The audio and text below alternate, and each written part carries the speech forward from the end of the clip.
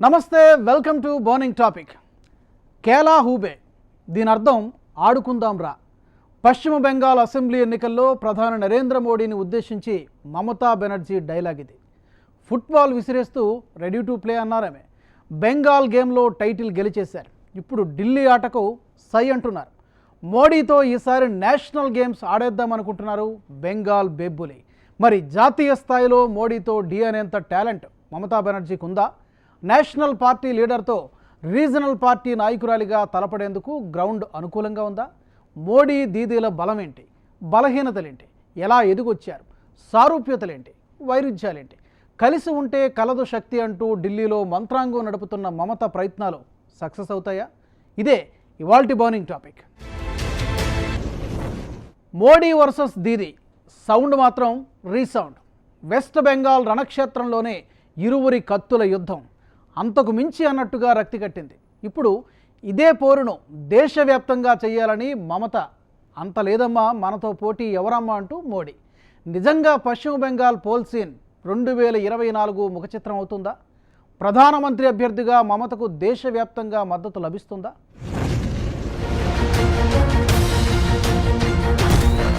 Modi versus Didi 2024 రణక్షేత్రం ముఖ చిత్రం ఇదేనా?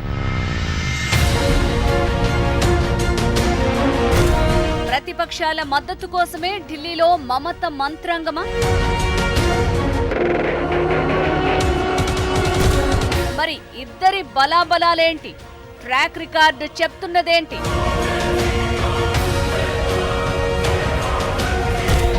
పెద్దన్న కాంగ్రెస్ దీదీకి ఓకే అంటుందా?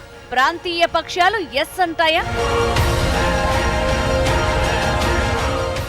నరేంద్ర మోడీ భారతదేశ ప్రధానమంత్రి, మమతా బెనర్జీ పశ్చిమ బెంగాల్ ముఖ్యమంత్రి.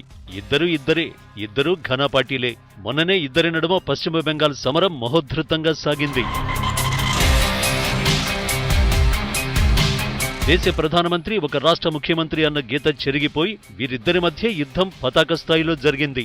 ఎలాగైనా వెస్ట్ బెంగాల్ను కాషాయపరం చేసుకోవాలని తప్పించిన నరేంద్ర మోడీ తానే ఒక సైన్యంగా దూకారు. మమతా బెనర్జీ ప్రభుత్వంపై ఓ రేంజ్లో చెలరేగిపోయారు.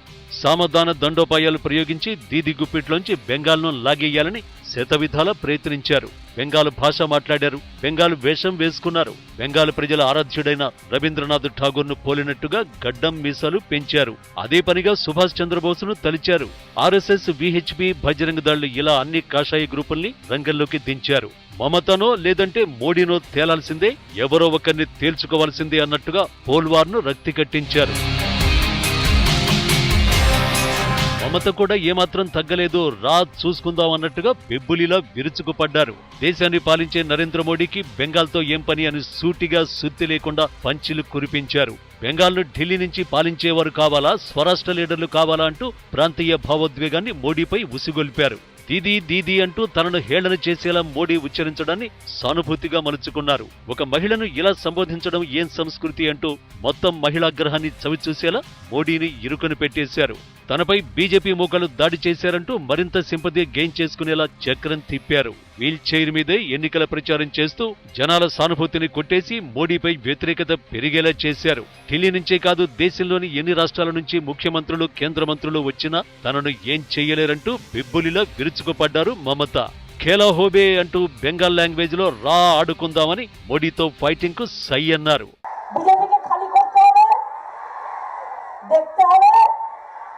জিততে হবে, বিজেপিকে বাক্স ফাঁকা করে দিতে হবে। ঠিক আছে মা বোনেরা, জয় হিন্দ, বন্দে মাতরম, তৃণমূল কংগ্রেস জিন্দাবাদ, জয় বাংলা, জয় বাংলা। ఇవి బెంగాల్ శాసనసభ ఎన్నికలా లేదంటే లోక్సభ ఎన్నికలా అన్నట్టుగా వార్ పీక్ లెవెల్లో జరిగింది. బెంగాల్ ఎలక్షన్స్ మోడీ వర్సెస్ దీదీగా సాగాయి. ఇప్పుడు ఇదే సీన్ను దేశమంతా ప్రొజెక్ట్ చేసే ప్రయత్నం మొదలైంది. బెంగాల్ ఎన్నికల రణక్షేత్రమే 2024 ఎన్నికల ముఖ చిత్రంగా మలిచేందుకు మమత ఆట మొదలెట్టారు. అందుకే ఢిల్లీలో అడుగుపెట్టారు. బెంగాల్ ఎన్నికల తర్వాత తొలిసారి హస్తినలో ల్యాండ్ అయ్యారు మమతా బెనర్జీ. రావడమే ప్రధాని నరేంద్ర మోడీతో మీట్ అయ్యారు. నీకో దండం తల్లి అన్నట్టుగా మోడీ ప్రతినమస్కారం చేశారంటూ సోషల్ మీడియాలో పిక్స్ వైరల్ అయ్యాయి. కరోనా టీకాలతో పాటు రాష్ట్రానికి నిధులపై మోడీని అడిగానని, అంతకుమించి ఎలాంటి చర్చలు జరగలేదని మమత మీడియాతో చెప్పారు. కానీ బెంగాల్ శివంగి అసలు అజెండా అది కాదు. ప్రతిపక్షాలను కలవడం, మోడీ బద్ధ వ్యతిరేక పార్టీలను ఏకతాటిపైకి తేవడం, తనకు మద్దతునివ్వాలని అడగడం, ఇదే మమత హిడెన్ అజెండా. అందుకే కాంగ్రెస్ కీలక నేత కమల్ నాథ్ను కలిశారు. ఇంకా చాలా మందిని కలుస్తున్నారు. ఒక రాష్ట్ర ముఖ్యమంత్రి అయ్యుండి దాదాపు 3-4 రోజుల షెడ్యూల్ ఫిక్స్ చేసుకుని ఢిల్లీ వెళ్లారంటే మమత మనసులో గట్టి ప్రణాళికే దాగుందని అర్థమైపోతోంది. 2024 ఎన్నికల్లో మోడీ వర్సెస్ దీదీగా పోరును మలచడమే ఆమె లక్ష్యంగా కనిపిస్తోంది. నరేంద్ర మోడీ వర్సెస్ మమతా బెనర్జీ 2024 చాలా దూరమైన షెడ్యూల్. ఇంకా 3 సంవత్సరాల టైం ఉన్నదంటే చాలా విషయాలు జరిగిపోతాయి, చాలా మార్పులు వస్తాయి. దేశం 3 సంవత్సరాల తర్వాత ఎలా ఉంటుందో ఎవరు చెప్పలేరు. కానీ ఇవాళ మమతా బెనర్జీ చేసేది ఏంటంటే, ఆమె బెంగాల్లో 2-3 ఎలక్షన్ గెలిచాక బీజేపీ బాగానే చేసినా ఓడిచ్చేమని దేశం అంటారు అంటున్నారు. కాబట్టి మమతా బెనర్జీ నాయకత్వం కోసం, దేశవ్యాప్తంగా నాయకత్వం కోసం ట్రై చేస్తాను. బెంగాల్ అసెంబ్లీ ఎన్నికల్లో టీఎంసీ థండర్ మెజారిటీ సాధించిన మమత మాత్రం స్వల్ప తేడాతో నందిగ్రామ్లో ఓడిపోయారు. అయినా సీఎంగా ప్రమాణ స్వీకారం చేశారు. 6 నెలల్లో ఆమె ఎమ్మెల్యే లేదా ఎమ్మెల్సీ అవ్వాలి, లేదంటే సీఎం పీఠం నుంచి దిగిపోవాలి. మొన్న ఉత్తరాఖండ్లో ఎంపీగా గెలిచిన తీరథ్ సింగ్ను సీఎం పీఠంపై హడావిడిగా కూర్చోబెట్టారు. కరోనా కల్లోలం నేపథ్యంలో ఇప్పట్లో ఎన్నికలు జరగడం కష్టం కావడంతో ఆయనను దింపేసి ఎమ్మెల్యే పుష్కర్ సింగ్ ధామీని ముఖ్యమంత్రి చేశారు. ఇప్పుడు ఇదే సూత్రం బెంగాల్లోనూ అప్లై చేసి మమతను సీఎం సింహాసనం దించేయాలన్నది బీజేపీ ఆలోచనగా కొందరు చెబుతున్నారు. మమతలో కాస్త బెంగ కూడా అదే. కానీ బెంగపడుతూ కూర్చుంటే బెంగాల్ బెబ్బులి ఎందుకవుతుంది? మమత కాషాయ స్ట్రాటజీనే రివర్స్ కొట్టేలా పథకం వేశారు. Trinamool Congress parliamentary committee chairperson గా ఎన్నికయ్యారు. జాతీయ రాజకీయాల్లో చక్రం తిప్పబోతున్నాను అనేందుకు ఇదొక సంకేతం. తాను సీఎం సీటు దిగినా అక్కడ తన మేనల్లుడు అభిషేక్ బెనర్జీని సీఎంను చేసి ఢిల్లీలో రాజకీయం చేయాలనే పట్టుదలతో హస్తినలో ల్యాండ్ అయ్యారు మమత. ఢిల్లీ గద్దెపై మమత మనసు పడ్డారు. ఇది కన్ఫర్మ్. బెంగాల్ సీన్నే హస్తినలో రిపీట్ చేయాలని డిసైడ్ అయ్యారు. ఇది పక్కా. మరి అత్యంత బలాఢ్యుడైన మోడీని ఎదుర్కొనే సత్తా దీదీలో ఉందా? బెంగాల్లో గెలిచినంత మాత్రాన దేశమంతా ఊడ్చేస్తారా? ఒక ప్రాంతీయ పార్టీ అధినేత్రి జాతీయ రాజకీయాలను శాసిస్తారా? ప్రాంతీయ పార్టీల మద్దతు కూడగడతారా? పెద్దన్న కాంగ్రెస్ ఏమంటుంది? శరద్ పవార్ పీకేలు మమతకు ఓకే అంటారా?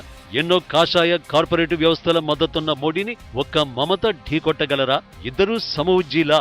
మోడీ దీదీ బలాలేంటి, బలహీనతలేంటి? ఇరువురి పొలిటికల్ ట్రాక్ రికార్డ్స్ చెబుతున్నదేంటి?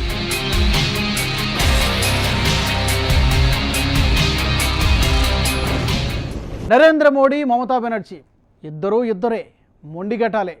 పట్టు వదలని, బెట్టు సడలని గట్టి లీడర్లే.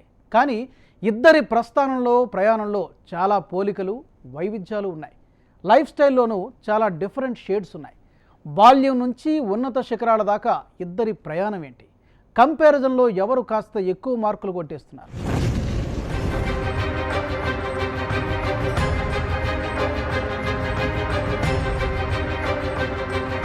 నరేంద్ర మోడీ 1950లో పుట్టారు. మమతా బెనర్జీ 1955లో జన్మించారు. మోడీ వయసు 71 ఏళ్లు, మమత ఏజీ 66. మోడీ కంటే 5 ఏళ్లు చిన్న దీదీ. మోడీ ఓ వర్తక కుటుంబంలో జన్మించారు. గుజరాత్లో ఓబీసీ వర్గంగా చెబుతారు. ఇక మమతా బెనర్జీది బెంగాల్ బ్రాహ్మణ కుటుంబ నేపథ్యం.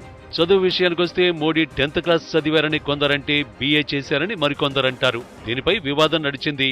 ఇక మమతా బెనర్జీ BA, MA చేశారు. ఇక రాజకీయ అరంగేట్రం విషయానికొస్తే మోడీ మొదటి నుంచి RSS కార్యకర్తే. ఎమర్జెన్సీ టైంలో క్రియాశీలకంగా పోరాడారు. 1985లో అధికారికంగా బీజేపీలో రాజకీయ ప్రవేశం చేశారు. 1970లోనే కాంగ్రెస్ కార్యకర్తగా చేరారు మమతా బెనర్జీ. అనేక వీధి పోరాటాలు చేశారు. 1976లో ఇందిరా మహిళా కాంగ్రెస్ పార్టీలో కార్యదర్శి అయ్యారు. తన ఎన్నికల వ్యూహాలతో గుజరాత్లో బీజేపీ విజయానికి బాటలేశారు మోడీ.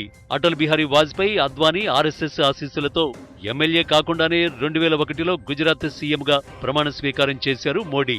2002లో రాజ్కోట్ బై ఎలక్షన్స్ తో ఎమ్మెల్యేగా గెలిచారు.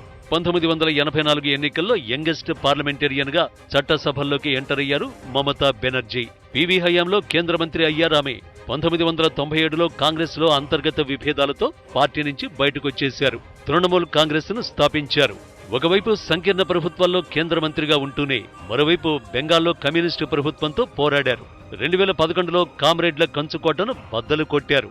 టీఎంసీని అధికారంలోకి తెచ్చారు. ముఖ్యమంత్రి అయ్యారు. అనుకోని అదృష్టంతో నరేంద్ర మోడీ ముఖ్యమంత్రి అయితే దశాబ్దాలుగా పోరాడి ముఖ్యమంత్రి అయ్యారు మమత. 2001లో సీఎం అయిన తర్వాత గోద్రా అల్లర్లు, విమర్శల నేపథ్యంలో ప్రభుత్వాన్ని రద్దు చేసి 2002లో గుజరాత్ అసెంబ్లీ ఎన్నికలకు వెళ్లారు నరేంద్ర మోడీ. అక్కడి నుంచి మోడీకి తిరుగే లేకుండా పోయింది.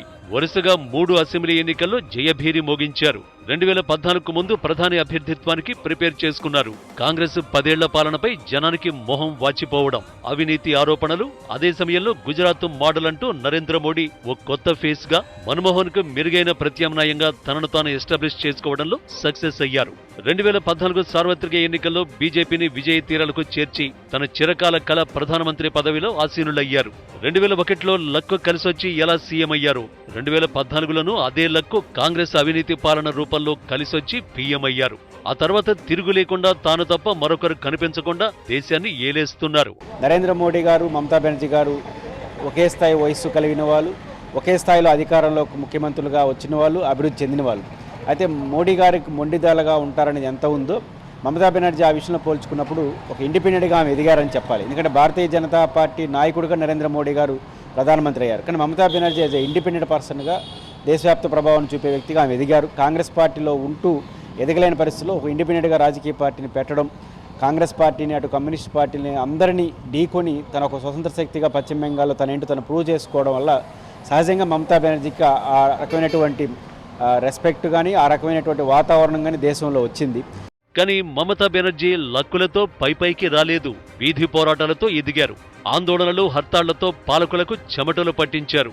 మాత, మట్టి, మనుషులు అంటూ 18 ఏళ్ల తన శపథం నెరవేర్చుకున్నారు. కమ్యూనిస్టుల కంచుకోటను బద్దలు కొట్టిన చరిత్ర ఆమెది. కేంద్ర మంత్రిగాను చేశారు. హ్యాట్రిక్ సీఎంగా చరిత్ర సృష్టించారు. మోడీకి మమత ఫ్లాష్ అయ్యేది ఇద్దరూ 3 సార్లు సీఎంలు, ఇద్దరూ తెగింపు ఉన్న నాయకులే. భారతదేశ ప్రధానమంత్రి నరేంద్ర మోడీ, మమతా బెనర్జీ పశ్చిమ బెంగాల్ ముఖ్యమంత్రి. ఇద్దరి మధ్యన పోలిక 1-2 పోలికలు ఉంటాయి, 1-2 సారూప్యత లేని అంశాలు కూడా ఉంటాయి. మొదటి సారూప్యత ఉన్న అంశాలు ఏమిటంటే 3 సార్లు హ్యాట్రిక్ సాధించిన మోడీ గుజరాత్లో కాంగ్రెస్ పార్టీని ఎదిరించి పోరాడారు. అట్లాగే పశ్చిమ బెంగాల్లో వరుసగా 2011, 16, 2021లో మమతా బెనర్జీ కూడా కమ్యూనిస్టులతో అప్రతిహతమైన పోరు జరిపి కమ్యూనిస్టులను ఓడించారు 3 సార్లు. ఇద్దరి మధ్యన ఒక పోలిక ఏంటంటే ఇద్దరు కూడా 3 సార్లు ముఖ్యమంత్రిగా ఎన్నికయ్యారు. ఆ తర్వాత ప్రధానమంత్రి మోడీ మరొక 2 సార్లు ప్రధానమంత్రిగా ఎన్నికవడం, ముఖ్యమంత్రిగా అక్కడ చాలించుకొని దేశ రాజకీయాలకు రావడం. సారూప్యత లేని చాలా అంశాలు వీరి మధ్య ఉన్నాయి. లైఫ్ స్టైల్ విషయంలో ఇద్దరికీ అసలు పోలికే లేదు. మమత అంటే మమ మాస్, మోడీ యమ క్లాస్. ముఖ్యమంత్రి అయినా మమత 50 రూపాయల హవాయి చెప్పులే వేసుకుంటారు. బ్రాండెడ్ షూస్ లేని మోడీ బయటకు రాడు. అత్యంత ఖరీదైన మేబ్యాచ్ సన్ గ్లాసెస్, మోవాడో వాచ్, లక్షలు విలువ చేసే బ్రాండెడ్ సూట్ తో తళుక్కుమనాలని తప్పిస్తాడు మోడీ. కానీ white cotton sari, simple watch తో మధ్యతరగతి మహిళగా కనిపిస్తారు Mamata. Range Rover, BMW high end కార్లతో మోడీ కాన్వాయ్ జిగేలుమంటుంది. ఆ రేంజ్ కార్లను ఏమాత్రం ఇష్టపడరు దీదీ. చాయ్ వాలా కుటుంబ నేపథ్యమని మోడీ చెప్పుకున్న సూటుబూటు పీఎంగా పాపులర్ అయ్యారు. ఫ్యామిలీ బ్యాక్గ్రౌండ్ ఘనంగా ఉన్న సాధారణ జీవనశైలిని ఇష్టపడతారు మమత. లైఫ్ స్టైల్ విషయంలో నరేంద్ర మోడీ సంపన్నుల్లా కనిపిస్తే మమత మధ్యతరగతి, దిగువ మధ్యతరగతి మనిషిలా అనిపిస్తారు.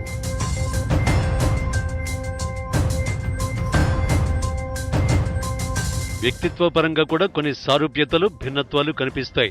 ఇద్దరు మొండిఘటాలే. లేటెస్ట్ టెక్నాలజీని వాడటంలో మమత కాస్త వెనుకబడితే మోడీ మాత్రం ఎవరికీ అందనంత ఎత్తులో ఉంటారు. ఇద్దరిలోనూ నాయకత్వ లక్షణాలు మెండు. కాన్ఫిడెన్స్ స్థాయిలు మరో రేంజిలో. ప్రసంగాల్లో చెలోక్తులు, చెణుకులు, భావోద్వేగాన్ని మండించే మాటలతో సామాన్య జనానికి అర్థమయ్యేలా మాట్లాడతారు. నరేంద్ర మోడీ గారు నాలెడ్జబుల్ పర్సన్, తెలివిగలవాళ్ళు. ఎందుకంటే చక్కగా ప్రజలకు అర్థమయ్యే విధంగా, అనార్గళంగా, ఆనందంగా, ప్రతి మనిషికి అర్థమయ్యేటటువంటి విధంగా హిందీలో చక్కగా మాట్లాడగలిగినటువంటి పర్సనాలిటీ తనలో ఉన్నది.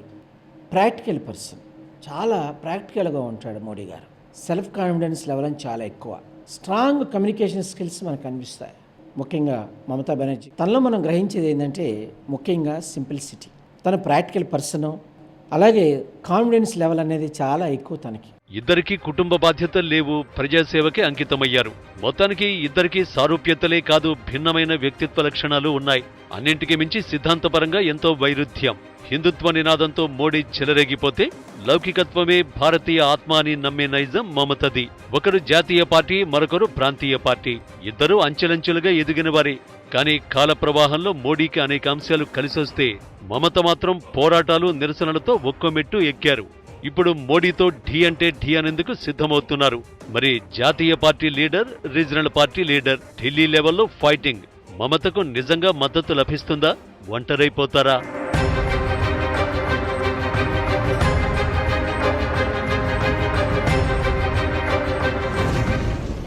ఒకరు జాతీయ పార్టీ, మరొకరు ప్రాంతీయ పార్టీ. అనేక వ్యవస్థల సపోర్ట్తో సర్వశక్తివంతుడొకరు, మరొకరు ప్రాంతీయ స్థాయిలో నుంచే దేశాన్ని ఆకర్షిస్తున్న లీడర్.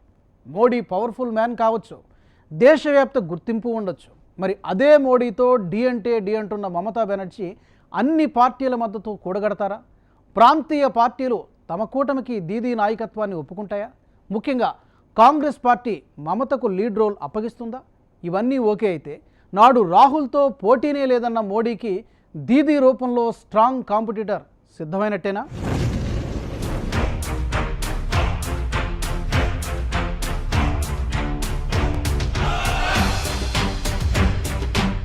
పశ్చిమ బెంగాల్లో ఢీ అంటే ఢీ అన్నాను, వీరోచిత విజయం సాధించాను, దేశ ప్రజల దృష్టిని ఆకర్షించాను అని భావిస్తున్న మమతా బెనర్జీ అదే కాన్ఫిడెన్స్ తో ఢిల్లీలో అందరినీ కలుస్తున్నారు. మద్దతు కూడగట్టే ప్రయత్నం చేస్తున్నారు. మొదట కాంగ్రెస్ సీనియర్లు కమల్నాథ్, ఆనంద శర్మలతో మాట్లాడిన మమత కాంగ్రెస్ అధినేత్రి సోనియా గాంధీని కూడా తాజాగా కలిశారు. మోడీతో పోరాడే లీడర్ గా తనను ప్రొజెక్ట్ చేయాలని మద్దతు అడిగారు, మరేదైనా చర్చించారు. కానీ ఇద్దరు మేడంలు ఎక్కువసేపే మాట్లాడుకున్నారు. 2014-2019 లోక్సభ ఎన్నికల్లో రాహుల్ గాంధీని మెయిన్ గా ఫోకస్ చేసింది కాంగ్రెస్. కానీ మోడీ ముందు ఏమాత్రం సరితోగలేదు రాహుల్. జనాలు కూడా అదే తేల్చారు. శరద్ పవార్ తో పాటు అనేక ప్రాంతీయ పార్టీల నేతలు కూడా ఇప్పుడు కాంగ్రెస్ కు అదే చెబుతున్నారు. మమత కూడా ఆ విషయమే చెప్పి ఉండొచ్చు. ఇంకోసారి రాహుల్ నాయకత్వంలో మోడీని ఎదుర్కొంటే మరోసారి అధికారానికి దూరం కాక తప్పదని సోనియాతో చర్చించి ఉండొచ్చు. సోనియాకు ఆ విషయం తెలుసు, కానీ కొడుకును తక్కువ చేసుకోరు కదా. మరి మమత నాయకత్వాన్ని కాంగ్రెస్ ఒప్పుకుంటుందా అన్నది మరో ప్రశ్న. ఎందుకంటే ఎవరు కాదన్నా దేశంలో ఇప్పటికీ బీజేపీకి కాంగ్రెసే ప్రత్యామ్నాయం. అనేక రాష్ట్రాల్లో కాంగ్రెస్ అధికారంలో ఉంది. బీజేపీ ఉనికి లేని చోట కనీసం ప్రతిపక్ష స్థానంలో ఉంది. దాదాపు 200 లోక్సభ స్థానాల్లో బీజేపీ కాంగ్రెస్లు ముఖాముఖి తలపడుతున్నాయి. అందుకే తనకే నాయకత్వం కావాలని కాంగ్రెస్ పట్టుబట్టొచ్చు. అప్పుడు మమతకు రెడ్ సిగ్నలే. ఇక ఎన్ని ప్రాంతీయ పార్టీలు మమతకు మద్దతునిస్తాయన్నది మరో అంతు చిక్కని ప్రశ్న. ఎందుకంటే ఆయా రాష్ట్రాల్లో ప్రాంతీయ పార్టీలదే గుత్తాధిపత్యం. సీఎంగా చేసి ఇక ప్రధానమంత్రి అయిపోవాలన్నది చాలా మంది ప్రాంతీయ పార్టీల అధినేతల కోరిక. వెస్ట్ బెంగాల్లో 42 లోక్సభ స్థానాలు, అందులో మమతా పార్టీ మహా అయితే 30 లేదా 35 సీట్లు గెలుస్తుంది. ఆ పార్టీ స్థానాలకే ప్రధాని పీఠం అప్పగిస్తారా అని లొల్లి చేయొచ్చు. అందుకే బీజేపీ కాంగ్రెస్లు వద్దు, ప్రత్యామ్నాయంగా మూడో కూటమి పెడదామనుకున్న ప్రాంతీయ పార్టీల ప్రయత్నం ముచ్చటికే పరిమితమైపోయింది. అంతకుముందు కేసీఆర్ గారు కూడా తెలంగాణ ముఖ్యమంత్రి మమతా బెనర్జీని, స్టాలిన్ రకరకాల కలిశారు. వాళ్ళ పరిమితులు వారికి అర్థమైంది. కేసీఆర్ లాంటి వారికి కూడా అర్థమైంది పరిమితులు. కేసీఆర్కు మమతా బెనర్జీకి పోలిక లేదు. కానీ మమతా బెనర్జీ దేశ రాజకీయాల్లో ప్రవేశించాలంటే మొట్టమొదటి ప్రాంతీయ పార్టీలు అవరోధం అవుతాయి. కానీ మోడీని గద్దెదించాలంటే మూడో కూటమి మురిపెం పక్కన పెట్టేసి అందరూ ఒక కూటమి కట్టక తప్పదని కూడా ప్రాంతీయ పార్టీల అధినేతలకు తెలుసు. అందుకే ఎన్నికలైన తర్వాత చూసుకుందామా లెక్కలు, సమీకరణలు అని మమతకు ఇప్పుడే హామీ ఇవ్వకపోవచ్చు. ఇక కమ్యూనిస్టు పార్టీలు పొరపాటును కూడా మమతకు సపోర్టు ఇవ్వవు. ఇలా దీదీకి జాతీయ పార్టీలే కాదు, ప్రాంతీయ పార్టీల రూపంలోనూ చాలా ఆటంకాలున్నాయి. దేశంలో ఉన్నటువంటి కాంగ్రెస్ పార్టీ సరైన స్థితిలో ప్రత్యామ్నాయంగా ఎదగలేకపోవడం, నరేంద్ర మోడీ గారికి వ్యతిరేకంగా అవుట్రేట్గా పోరాడే ఒక ప్రాంతీయ పార్టీ కూడా లేదు. ఈరోజు స్టాలిన్ లాంటి వాళ్ళు బీజేపీతో కలవకపోయినప్పటికీ కూడా వారితో తీవ్రమైన రాజకీయ వైరుధ్యాన్ని పెట్టుకోవట్లేదు. కేసీఆర్ గారు కావచ్చు, జగన్ గారు కావచ్చు, ఇట్లా ఎవరు కూడా పూర్తి స్థాయిలో మోడీ గారికి వ్యతిరేకంగా నిలబడే పరిస్థితి మనకు కనపడని నేపథ్యంలో మోడీ గారికి వ్యతిరేక శక్తులందరూ కూడా మమతా బెనర్జీ ఒక కేంద్రంగా మారే అవకాశాలు కనిపిస్తున్నాయి. బీజేపీకి ప్రత్యామ్నాయం అయినా కాకపోయినా దేశవ్యాప్తంగా ఆ నాయకత్వంలో ఒక ప్రత్యామ్నాయ పార్టీలుగా ప్రాంతీయ పార్టీల కూటమికి ఒక కేంద్ర బిందువుగా మారే అవకాశాలు కనిపిస్తున్నాయి.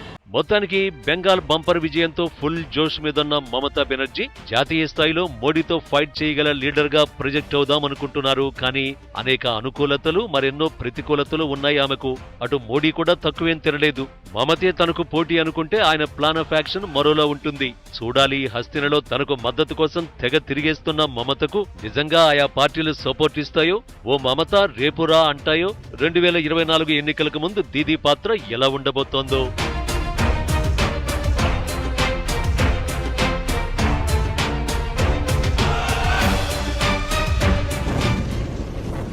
ఇద్దరూ బలమైన నాయకులే, కానీ ఒకరు జాతీయ పార్టీ, మరొకరు ప్రాంతీయ పార్టీ. అయినా మమత తాను శక్తివంతురాలు అనుకుంటున్నారు. అందుకు హస్తినలో మద్దతు కూడగట్టే పనిలో ఉన్నారు. మోడీని ఢీకొట్టాలన్న ఏకైక లక్ష్యం బీజేపీ వ్యతిరేక పక్షాలదైతే ఎవరో ఒక స్ట్రాంగ్ లీడర్ను ప్రొజెక్ట్ చేయాల్సిందే. మోడీని ఒక బ్రాండ్గా, హీమ్యాన్గా కనిపిస్తున్న నేపథ్యంలో ఆయనకు ప్రత్యామ్నాయ నాయకులు కూడా తయారవ్వాల్సిందే. అందుకు తానెందుకు ఆప్షన్ కాదన్నది బెంగాల్ హ్యాట్రిక్ సీఎం మమతా వాదన. చూడాలి, మమతకు కాంగ్రెస్తో పాటు మిగతా ప్రాంతీయ పార్టీల మద్దతు లభిస్తుందో. అంతా ఎన్నికల తర్వాతేనని మమత రేపురా అంటాయో. ఇది ఇవాల్టి బర్నింగ్ టాపిక్. నమస్తే.